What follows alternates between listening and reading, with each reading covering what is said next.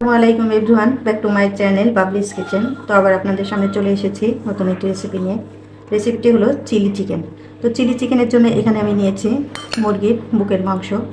Solid মাংসগুলো এরকম slice করে আমি কেটে নিয়েছি, ভালো করে পরিষ্কার করে ধুয়ে নিয়েছি। আর এখানে নিয়েছি আমি লবণ হাফ চা চামচ কালো গোলমরিচের গুঁড়া, হাফ চা চামচ মরিচের গুঁড়া, 1 টেবিল চামচ কর্নফ্লাওয়ার, 1 টেবিল চামচ সয়া সস। তো এই উপকরণগুলো আমি এখন দিয়ে দিচ্ছি লবণ, গোলমরিচ আর মরিচের গুঁড়া, এটা দিয়ে দিচ্ছি।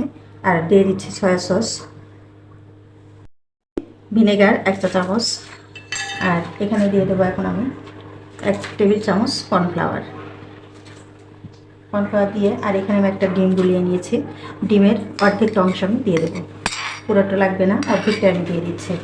তো এখন সব উপকরণগুলো আমি ভালো করে মিক্স করে নেব। উপকরণ দিয়ে ভালো করে মিক্সড করে নিয়েছি, এখন আমি সাইড করে রেখে দিচ্ছি। আর এখানে নিয়েছি আমি 1/3 কাপ টমেটো কেচাপ। আর এখানে নিয়েছি আমি 1 টেবিল চামচ সয়া সস দিয়ে দিচ্ছি, 2 চা চামচ চিনি, হাফ চা চামচের একেবারে সামান্য পরিমাণ কালো গোলমরিচের গুঁড়া, আর লাল মরিচের গুঁড়া।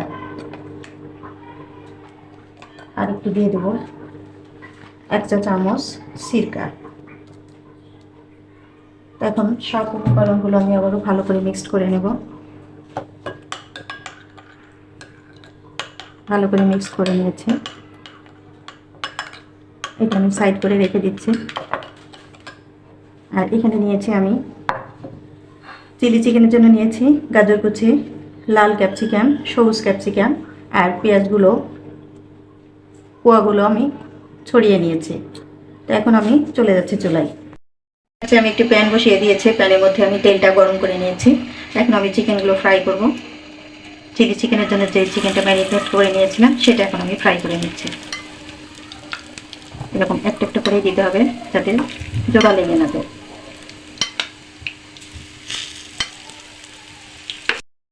তো চিকেনগুলো আমার ভেজে নেওয়া হয়ে গিয়েছে, এখন আমি উঠিয়ে নিচ্ছি।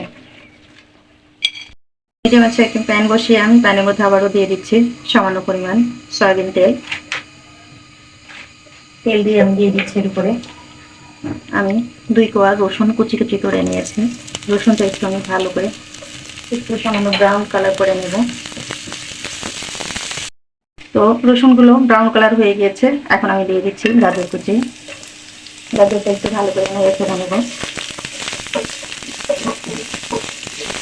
আর দিয়ে দিচ্ছি এখানে আমি ক্যাপসিকাম, 2 রকমের ক্যাপসিকাম আর পেঁয়াজ করে দিলাম। তো এটাকে একটু ভালো করে নেড়ে ফেলে নেব। এটা ভালো করে একটু ভেজে নিয়েছি, 1 মিনিট 2 মিনিট একটু ভালো করে ভেজে নিয়েছি। এখন আমি যে সসটা আমি সব মশলাগুলো দিয়ে আমি মিক্স করে রেখেছিলাম সেটা দিয়ে দিচ্ছি। সসটা দিয়ে আমি একটু ভালো করে নেড়ে ছেড়ে আমি আরও 2-3 মিনিট একটু রান্না করে নেব।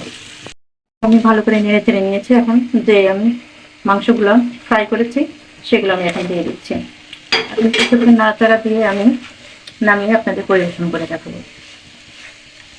এখন চিলি চিকেনটা আমি তৈরি করে নিয়েছি। কতটা সুন্দর হয়েছে চিলি চিকেনটা দেখতে। দেখতে যেমন সুন্দর, খেতেও ভারী অসম্ভব মজাদার হবে। তো এইভাবে আপনারা তৈরি করবেন, আশা করি আপনাদের ভালো লাগবে। আর ভালো লাগলে আমাকে কমেন্টস করবেন আর আমার পেজের সাথেই থাকবেন। তো আজকের মতন এখানে শেষ করছি। সবাইকে ধন্যবাদ। আল্লাহ হাফেজ।